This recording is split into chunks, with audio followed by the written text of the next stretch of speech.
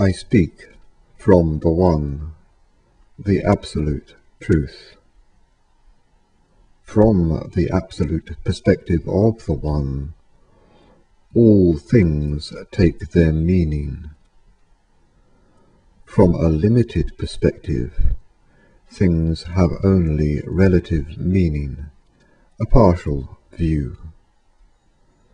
The One itself has no voice, yet all expression comes from the One. Messages from all third-party hearsay witnesses, whether they be called other souls, star beings, ascended masters, archangels, or gods, ultimately come from the One. For even a god cannot be without being one, yet the One needs no other justification. What is the One? The One is the simplest thing there is, yet it is the source of all complexity.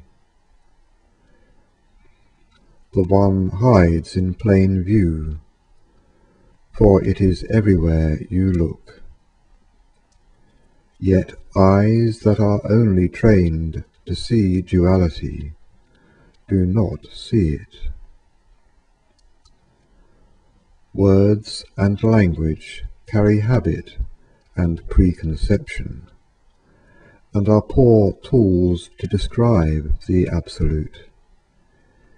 Yet they are all there is to communicate in this way, so you will have to accept some cumbersome, apparently complex phrasing, which is only ever pointing to a simplicity that is beyond words.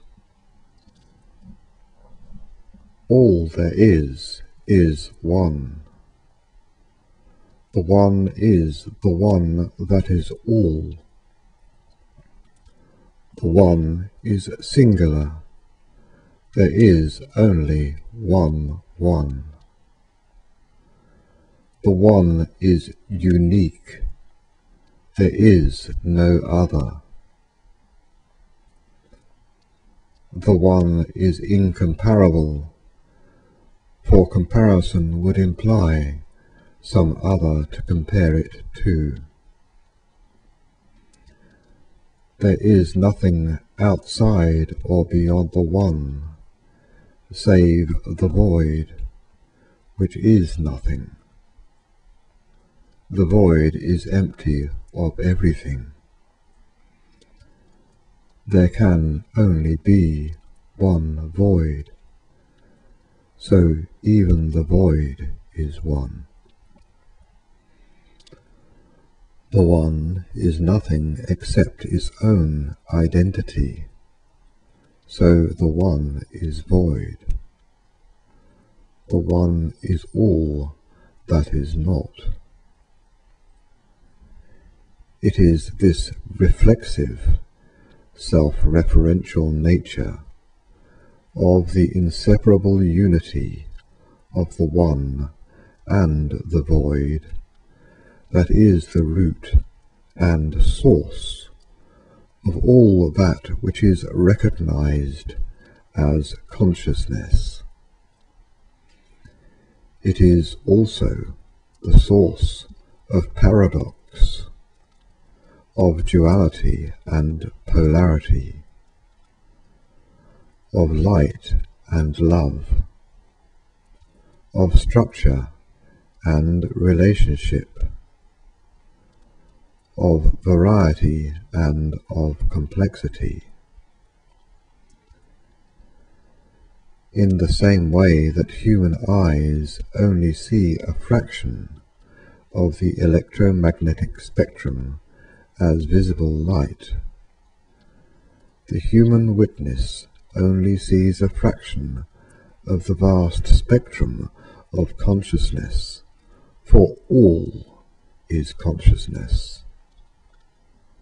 consciousness is life. From the scientific standpoint, the source of life is an improbable mystery amongst an otherwise lifeless universe. From the viewpoint of the One, the mystery is why things appear lifeless at all, for all the universe is an expression of life. The One emanates from an irrefutable and inevitable logic that on its simplest level is seen in mathematics and geometry. Once this logic is realized, it can be seen in all there is, even in the spiritual paths, for it pertains like a web through every level of manifestation.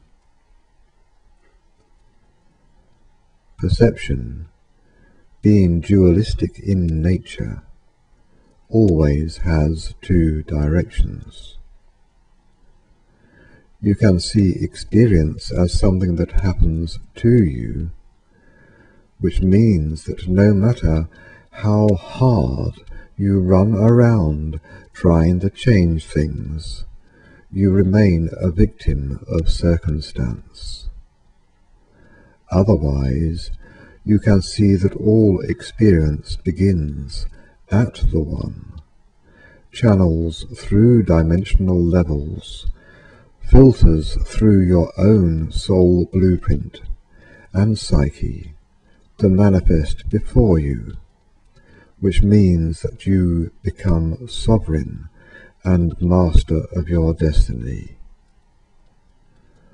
Like vision and consciousness, human eyes only see a small portion of the vast spectrum of love. The root of love is harmony with the One. You can look for love from the human perspective, and in so doing find more of the One. Or you can expand the awareness of the One, and in so doing find more love.